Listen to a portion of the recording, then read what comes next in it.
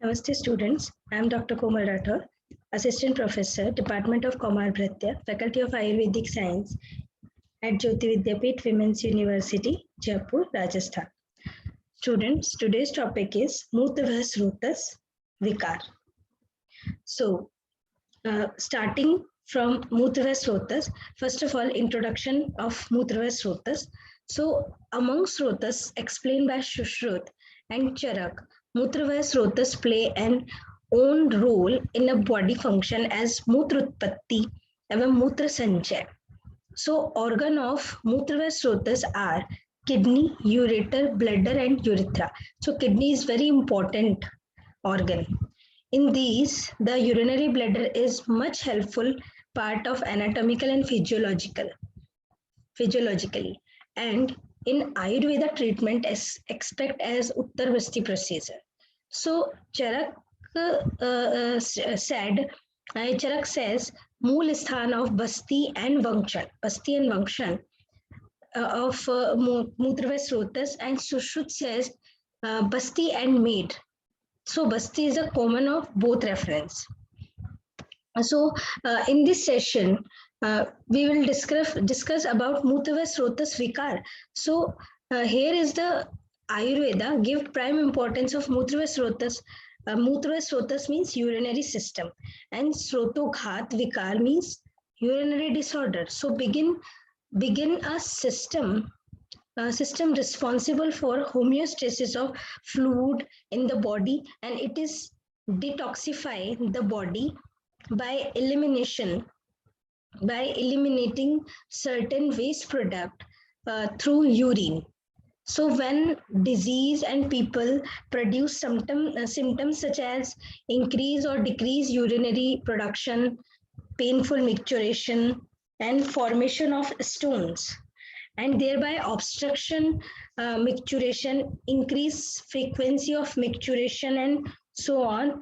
So there are many herbs and many specifically aimed at migrated urinary system disorder. So before we know about Mutravas Rotas, first of all we will learn about what is Mutravas Rotas and what is disorders. So first here Mutravas Rotas show in Vikara. In first is glomerulonephritis, because of kidney is most important part of Mutravas Rotas. So first is glomerulonephritis, then nephrotic syndrome, and then glomerulonephritis first. So first is glomerulonephritis, and the definition is glomerulonephritis is characterized by sudden onset of hematuria, generalized edema, and hypertension. Three things is very important. Hematuria means blood in urine, generalized edema, whole body edema, and hypertension. So it is three main characteristics of glomerulonephritis. Then epidemiology of glomerulonephritis is acute glomerulonephritis following streptococcal infection is the commonest type of children. Commonest type in children causing glomerulonephritis. So clinical feature is that hematuria, as I described, anasarca means generalized edema, and acute renal failure. Acute renal failure means oliguria, hypertension, and dyspnea, tachycardia, and tachypnea. So that's all clinical features. And now come to the pathophysiology. Pathophysiology is the diffuse proliferation of glomeruli leads to obliteration of capillary lumen. So capillary lumen decrease glomerular filtrate rate, and then oliguria, and then oliguria causes retention of fluid, and if fluid is retention in the body, then it's rises hypertension. So it is important. The diffuse proliferation of glomeruli leads to obliteration of capillary lumen. Then decreases GFR, that causes retention of fluid and hypertension. Now, hypertension causes edema, retention of salt and water, and glomerular injury. Glomerular injury is hematuria and proteinuria. So hematuria and proteinuria usually causes glomerular injury. The streptococcal antigen antibody complexes are trapped in the glomerular capillaries where they initiate inflammatory changes. So inflammatory changes, if there, so glomerulonephritis causes. Now laboratory findings is urine RBC and proteinuria. So urine RBC and proteinuria, ESR elevated, and biochemically serum creatinine, blood urea elevated, and causes anemia. So anemia is the main cause of glomerulonephritis. Now complication is ARF, acute renal failure. It's very important. Acute renal failure causes glomerulonephritis. Now complication is that complications, acute renal failure. So management is general measures like activity restricted, advice for complete bed rest. Diet is salt and protein restricted. Salt and protein restriction is essential. Antibiotics, daily monitor of blood pressure, urine output, weight, and edema. So urine output, weight, and edema, very important to know. Treatment of complications like acute renal failure and hypertension's treatment. And Ayurvedic management is Vardhaman Pipli Prayoga. Vardhaman Pipli Prayog, Rasayan Churan, and Gokshuradi Guglu. So Gokshuradi Guglu and Rasayan Churan and Vardhaman Pipli Prayog, it's very, very essential for glomerulonephritis. Now next disease is nephrotic syndrome.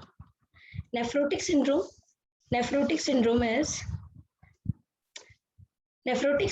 is characterized by the presence of heavy proteinuria. It's very important to know heavy proteinuria is more than 1 gram per 24 hours. Hypoproteinemia means serum albumin is less than 2.5 gram per dl.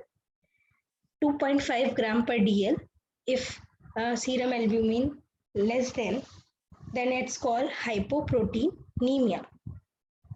And hyperlipidemia means lipids value is more than 250 mg per dl, and edema. So three main things is heavy proteinuria, hypoproteinemia. If protein goes more in urine, then it's decreased value in blood. So heavy proteinuria and hypoproteinemia.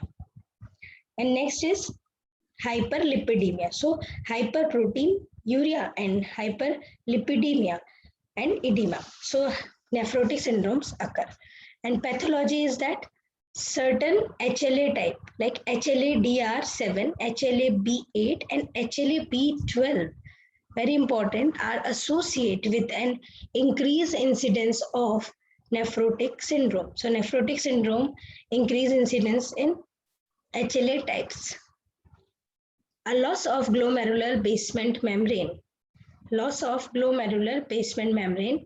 sialoprotein, loss of normal negative charge, increased glomerular permeability to protein, and then proteinuria. And hypoproteinemia stimulate hepatic lipoprotein synthesis. Then lipoprotein synthesis is more, then hypercholesterolemia is present. So if proteinuria is greater than normal, then hypoproteinemia stimulate hepatic lipoprotein synthesis. So that's increase hypercholesterolemia. Now, etiology is 90% cases are idiopathic and 10% are secondary nephritic syndrome, nephritic infection. That's called glomerulonephritis. Now, third is congenital. So it is important. 10% cases is secondary nephritic infection, means occur from glomerulonephritis. So classification is, first is idiopathic, second is minimal changes nephrotic syndrome, MCNS, and focal segmental glomerular sclerosis, FSGS. So it's idiopathic, and second is secondary membranous nephropathy. Third is congenital, infant develop nephritic syndrome in first 3 months of life. So infant develop nephrotic syndrome in first 3 months of life, it's a congenital. Now clinical feature is that edema first noticed around the eyes and subsequently on legs. Now gradually edema may occur generalized with ascites and decrease urine output. So urine output if decreases, and ascites may be occur and decrease urine output. Okay. Now diagnosis is proteinuria more than +1. Serum cholesterol increases. Serum albumin is decreases, and C3 level is decreases. So indicated degenerative changes. C3 complement component 3 protein in immune system, ability to antibodies to clear pathogen from infection. So protein of immune system, ability to antibody or clear pathogen from infection. So C3 component, complement component. Complication is recurrent infections, steroid related toxicity, acute renal failure, and most important, hypertension. So what is the treatment?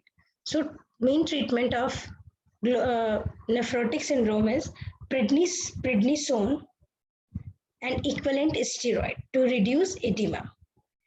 The optimal duration of steroid therapy are responder in 12 weeks.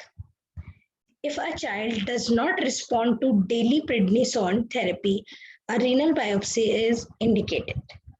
If any carcinoma are there, so it is important.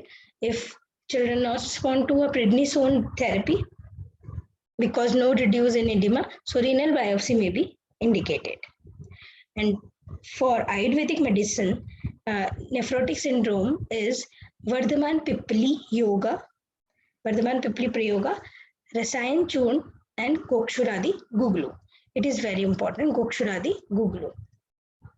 So Mutrava Srotas, it is very important 3 things and 3 disorder because of Mutrava Srotas is inflammatory diseases like glomerulonephritis and nephrotic syndrome.